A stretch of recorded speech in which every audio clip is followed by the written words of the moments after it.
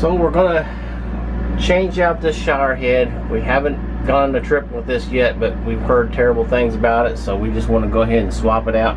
So the first time we have a shower, we have a good setup. So looks like the hose will get changed out. We're going to try the pressure without the new one, and we're just using we're not hooked up to water, we're just hooked up with the pump. So this will be our lowest setting, so we'll see how this works out. So this is hooked up right now. It's actually not a bad shower. I'm surprised. It actually looks pretty good, so I don't think they improved this design, but we'll see what it's like with the new shower head on there. And this would be, if we had it up here, it would be kind of here.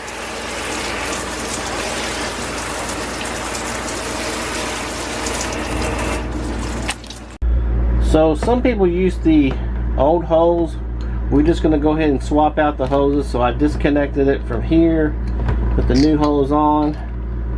Check, make sure your gaskets get put in properly, and we're going to go up here to the top and swap it out up here. So unfortunately, can't use the bracket for the other shower, so I'm going to put this one here on, which if you look, it's got screws in there. So I'm going to utilize the same hole as the top one there, but the bottom one I'm going to have to put my own hole in there. It does come with 3M tape that you can stick this on with, but since one of the holes is already going to be there, I'm not too worried about it. I may just put one in the top and then use the 3M at the top bottom. We'll see how that works out. So what I've done is, here's the old bracket, here's the new bracket. There's a button that comes in that seals that hole off if you don't want to use that hole. And then I'm going to put the 3M tape on the back, and this is the top. So what's going to happen is I'm going to use that top hole, and then the bottom hole should be sealed up pretty good. So we're just going to, I think that one will hold it in pretty good shape. Worst case scenario, if it doesn't hold real well, then we can always add the screw in later, but I don't want to poke any more holes in here than I have to. So that's what our plan is. We'll see how it works out. So there it is mounted. Like I say, I just did the 3M tape on the bottom, one screw at the top. This is the piece that goes in here that just screws on. It has a O-ring in there that seals off that gap in there. It just tightens down. That's where our new shower head will attach, right there.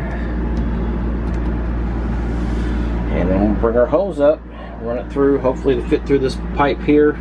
This little grommet here should work out okay there. It's a little bit different color.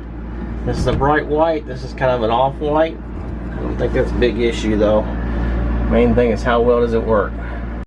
You notice here it does come with the Teflon tape. I'm going to put that around these threads here where this valve hooks in. I'm not going to put Teflon tape on the main hose for now. We'll see how well that holds up. Might have to put that Teflon tape on there as well. We'll have to see if it leaks or not, because it's high pressure on there, a lot of pressure up against there.